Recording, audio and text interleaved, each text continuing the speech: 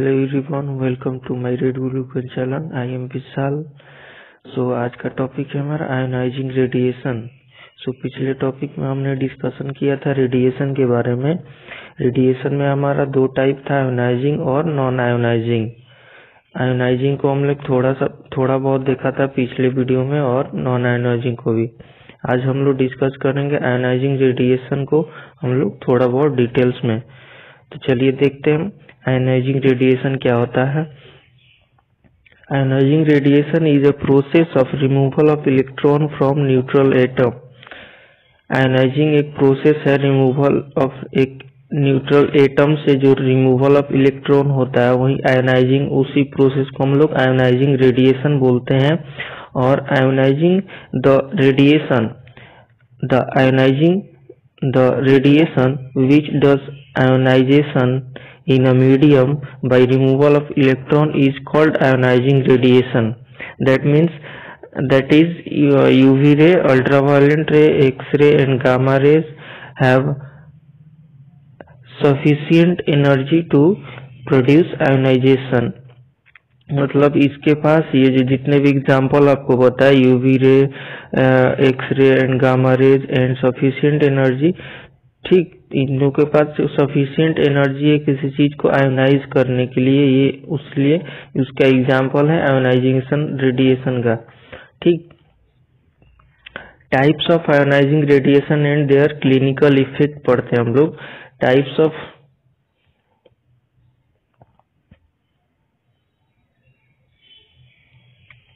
इसमें क्या होता है, आपको ionising radiation is emitted from radioactive atomic structure as high energy electromagnetic wave, gamma rays and X-ray, और as actually particles alpha, beta and neutron. जो कि हमारा आयोनाइजिंग रेडिएशन होता है, इमिट होता है रेडियो एक्टिव एटम से। जैसे हम लोग पहले पढ़े, न्यूट्रल एटम से जो रिमूवल ऑफ इलेक्ट्रॉन होता है, उसी को हम लोग आयोनाइजेशन बोलते हैं। उसी प्रोसेस को आयोनाइजेशन प्रोसेस बोलते हैं।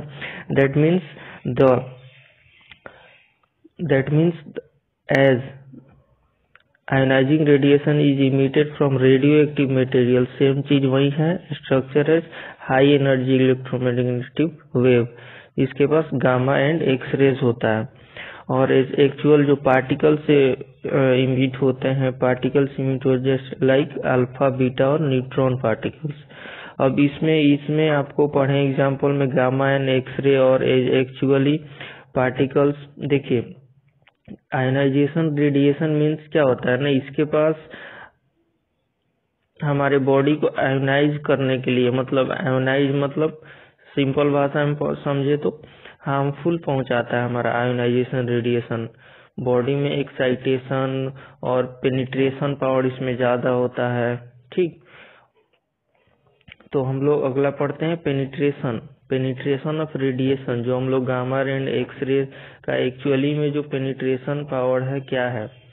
Gamma rays and X ray and neutron penetrated body easily. हमारे बॉडी को गामा रेज और X rays and neutron penetrate कर देता है इजिली को।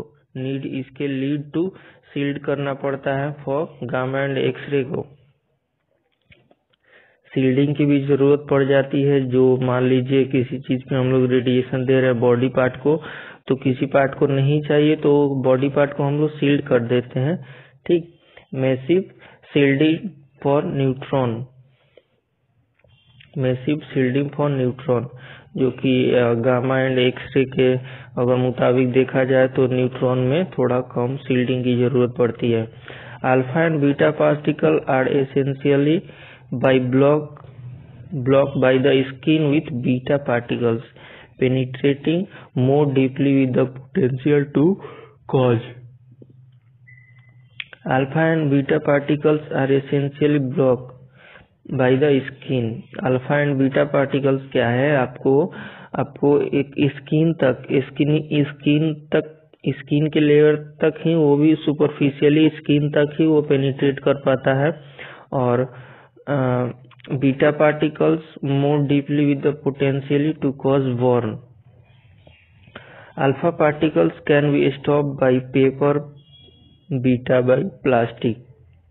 अल्फा बीटा में सिंपल डिफरेंस यही है, अल्फा पार्टिकल्स एक पेपर तक सीमित रह जाता है, उसका रेडिएशन एक पेपर तक ही सीमित रह जाता है। वहीं अगर बीटा पार्टिकल्स की बात करें तो प्लास्टिक तक penetration can cause significant damage if take internally see form सेवॉट स्पॉन। इसका मतलब क्या है, आपको इंटरनली सीवॉट स्पाई, ये आपको रेडिएशन, ये मेनली आपको अल्फा पार्टिकल्स का बात कर रहे हैं। यहाँ अगर अल्फा पार्टिकल्स अगर रेडिएशन पड़ता है आपके बॉडी पे, तो आपको अल्फा पार्टिकल्स रेडिएशन अगर पड़ता है तो तुरंत वो अपना कॉज नहीं दिखाएगा, कॉज साइन एंड सिम्टम नहीं दिखाएगा, शो करेगा। उसके बाद ये हमारा क्या करता है, रेडिएशन अगर पड़ जाता है बॉडी पे तो ये कुछ दिन बाद अपना असर दिखाना शुरू करता है, अपना सिम्टम दिखाना शुरू करता है। तो उसी को बोल रहा है सेवॉट स्पाई, एक छुपा रुस्तम टाइप सा, एक अंडरग्राउंड लेवल पे हो जाना, बाद में अपना असर दिखाना, उस टाइप सा इसको बोल सकते हैं हम लोग। वही बोल रहा है स्पाई की तरफ काम करता है ये। Okay, then ionising radiation expose limit. जो आयोनाइजिंग रेडिएशन है हमारा एक्सपोजर का लिमिट भी तय होता है, एक्सपोजर कितना देना है ये सब भी। तो एक्सपोजर ऑक्यूपेशनल जो वर्कर है national council of radiation protection NCRP, annual exposure है 5 रेम। आपका जो ऑक्यूपेशनल वर्कर है, जितने भी रेडियोलॉजी डिपार्टमेंट में आयोनाइजिंग रेडिएशन अगर लेते हैं तो एनुअली हमारा 5 रेम तक ही होना चाहिए। ये हमारा NCRP गाइड करता है, हमारा NCRP रूल ये देता है ये आपको कि इतना रेम तक एनुअल एक्सपोजर लेना है। वहीं अगर बैकग्राउंड एक्सपोजर की बात करें फॉर US रेजिडेंट इज 360 मिलीरेम है। कॉमन ऑक्यूपेशनल एक्सपोजर, ये हमारा जैसे आयोनाइजिंग रेडिएशन है, ये हमारा कॉमन प्लेस कौन है एक्सपोजिंग का, कॉमन प्लेस कहाँ ये अवेलेबल रहता है आयोनाइजिंग रेडिएशन। लाइक अगर मेडिसिन के फील्ड में बात करें तो रेडियो न्यूक्लाइड है, एक्सरेज है, जितने भी हमारा रेडियोलॉजी डिपार्टमेंट है, अगर उसमें आयोनाइजिंग रेडिएशन का अगर वहाँ पे यूज है तो वहाँ पे हर जगह मिलेगा आपको।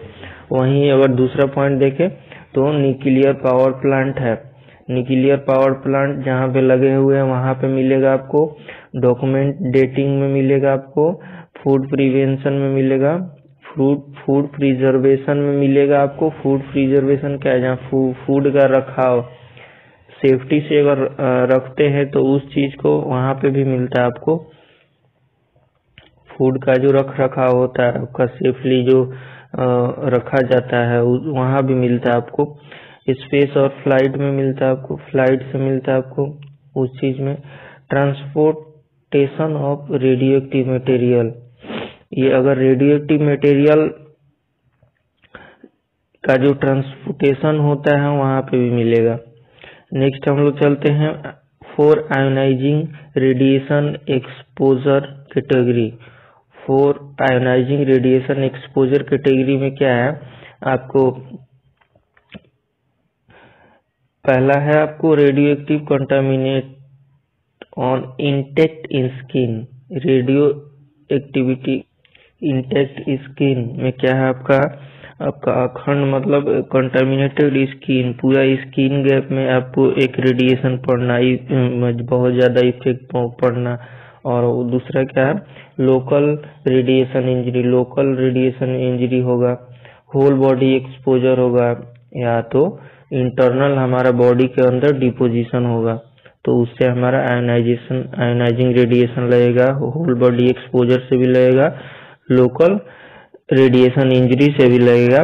Radio active contaminated on intact skin, ठीक, आपको स्किन के गैप में बहुत ज्यादा मतलब गैप या उस पे इफेक्ट पहुंचेगा गैप स्किन के कारण, intact skin. Okay, okay, then हम लोग पढ़ते हैं, उसके बाद पढ़ते हैं नॉन आयनाइजिंग रेडिएशन। पहला टॉपिक हमने क्या पढ़ा कि आयनाइजिंग रेडिएशन, उसका पेनिट्रेशन पावर पढ़ा, उसका इफेक्ट पढ़ा, और ऑक्यूपेशनल वर्कर को क्या पड़ता है, उसका डोज लिमिट क्या होता है। देन हम लोग पढ़ेंगे non ionising radiation. Non ionising radiation में क्या है, आपको आयनाइजिंग रेडिएशन ऑलवेज हार्मफुल होता है, नॉन आयनाइजिंग रेडिएशन हार्मफुल नहीं होता है बॉडी के लिए, ये चीज आप लोग याद रखिएगा। Radiation that do not have sufficient energy to produce ionisation are called non ionising radiation. उसमें क्या था, उन सफिशिएंट एनर्जी था उनके पास, उस एक्सरे और गामा रेज न्यूट्रॉन रे के पास, ठीक, ना कि हमारा ये बॉडी को पेनिट्रेट कर सके और आयोनाइज कर सके। इसमें नॉन आयोनाइजिंग में क्या है डिफरेंस कि ionising that do not have sufficient energy, इसके पास उतना एनर्जी है ही नहीं ताकि आपको आयोनाइज कर सके आपके बॉडी को, that is called non ionising radiation. Example में इसका क्या है, विजुअल लाइट है हमारा, infrared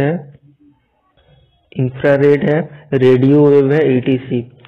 non ionising radiation come in the form of, non ionising radiation आपको बहुत सारे फॉर्म में आते हैं, लाइक ELF आपको पहले भी बताया था, एक्सट्रीमली लो फ्रीक्वेंसी वाले, और दूसरा रेडियो फ्रीक्वेंसी, तीसरा माइक्रोवेव फ्रीक्वेंसी, चौथा लेजर, पांचवा इंफ्रारेड, 6 में आपका विजुअल स्पेक्ट्रम, 7 में है अल्ट्रावायलेट। तो हम लोग एक एक करके डिस्कस करते हैं इसको, जो कि नॉन आयनाइजिंग रेडिएशन में आते हैं, तो एक एक करके हम इसमें डिस्कशन करते हैं। तो पहला है हमारा क्या है, ELF क्या है, extremely low frequency, it stand for extremely low frequency. Next point है पावर प्लांट और लाइन वर्कर, इसको यूज करते हैं, पावर प्लांट वाले और लाइन वर्कर जो होते हैं वो सब ELF फ्रीक्वेंसी या ELF नॉन आयनाइजिंग का में आता है कैटेगरी में, तो उसको ELF में हम लोग power plant and line worker वाले यूज करते हैं। इधर हम लोग प्रैक्टिकली ऐसे तो नहीं यूज करते हैं, बट दूसरे इंडस्ट्री में हमारा यूज होता है। तीसरा है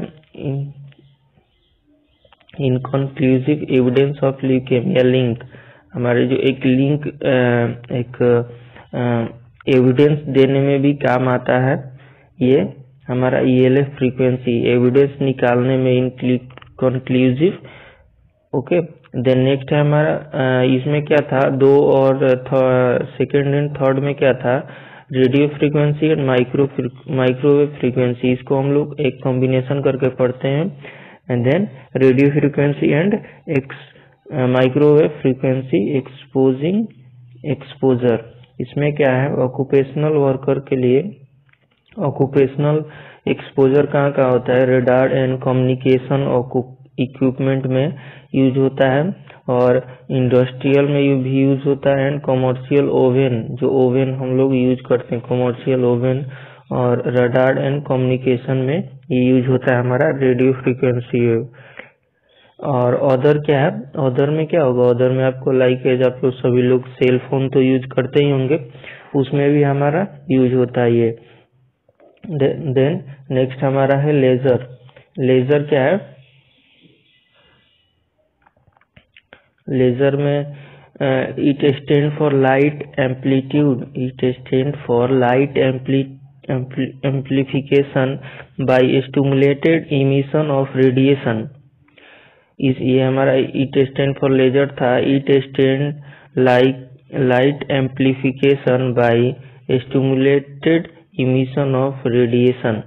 ये हमारा आई, इसमें अब इस रेडिएशन का आई हमारा मोस्ट सेंसिटिव इंजरी होता है फॉर्म, जो हमारा बॉडी का पार्ट है आई, वो लेजर के इंजरी होता है, पहला हमारा मोस्ट सेंसिटिव है, वही लिख रहा है, eye is most sensitive to injury from laser.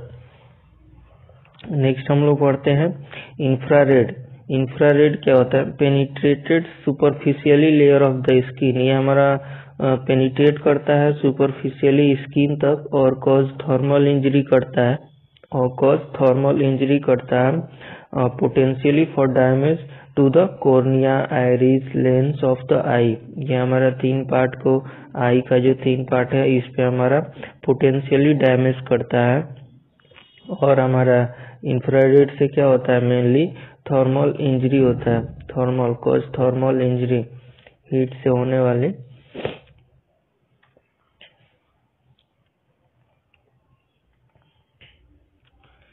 Next इसका यूज क्या होता है, वेल्डिंग के समय आपको देखे ही होंगे, नॉर्मली आपको वेल्डिंग में यूज होता है, ग्लास मेकिंग कंपनीज में यूज होता है, हीटिंग एंड डिहाइड्रेटिंग प्रोसेस में भी यूज होता है। देन नेक्स्ट पढ़ते हैं हम लोग विजुअल स्पेक्ट्रम। विजुअल स्पेक्ट्रम में क्या होता है, विजुअल स्पेक्ट्रम में इसका रेंज होता है, विजुअल में 400 to 715 nm नैनोमीटर वेवलेंथ में ये यूज होता है। और इसका जो आप सिंपली पढ़े होंगे लोअर क्लास में, आपका जो 7 कलर्स होता होगा, रेड, ऑरेंज, रेड भी जिसको बोलते थे, red, orange, yellow, green, blue, indigo, violet, ये उसी कैटेगरी में आता है स्पेक्ट्रम वाले, विजुअल स्पेक्ट्रम जो हम लोग को दिखता है। देन हम लोग पढ़ते हैं पॉसिबिलिटी ऑफ रेटिनल इंजरी। इसका जो एक लिमिटेशन है आपका, तो नॉर्मली मिनिमम से मैक्सिमम रेंज बता दिया आपको 400 to 715 nm। इसका जो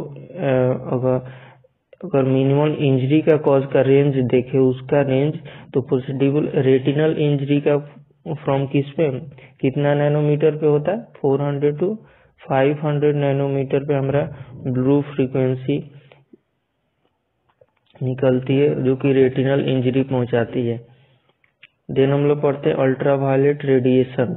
अल्ट्रावायलेट रेडिएशन में क्या होता है, 200 nm to 400 nm यूज होता है। Bridge between non ionising and ionising के बीच में ही ये आता है, दोनों के बीच में ही आता है। लाइक देयर इसका 3 कैटेगरी है, ultraviolet A, ultraviolet B, ultraviolet C. तो अल्ट्रावायलेट हर एक कैटेगरी से इसका कॉज अलग अलग डिफरेंट तरह के कॉज करता होगा हमारे बॉडी में, और डिफरेंट तरह के अगर इमेज में यूज होता है तो वो इमेज में भी यूज होता होगा। लाइक अल्ट्रावायलेट ए में, अल्ट्रावायलेट ए टाइप में देखे अगर ए कैटेगरी में, तो इसका रेंज है आपको, टोटल रेंज कितना बताया, 200 nm to 400 nm बताया था आपको रेंज। इसका अल्ट्रावायलेट ए का जो रेंज है 315 nm to 400 nm तक यूज होता है। अल्ट्रावायलेट बी में कितना यूज होता है, 280 to 315 nm पे यूज होता है। अल्ट्रावायलेट सी में लेस देन आपको 280 nm पे यूज होता है। 200 nm से नीचे वाले जैसे भी है तो उसमें यूज होता है। ये था हमारा आयनाइजिंग और नॉन आयनाइजिंग रेडिएशन, जो कि रेडिएशन का एक मोस्ट इम्पोर्टेंट चैप्टर आता है रेडियोलॉजी में। ये आपका 2 टाइप था, आयनाइजिंग और नॉन आयनाइजिंग रेडिएशन। तो इसके बारे में हम लोग पढ़ें अच्छे से।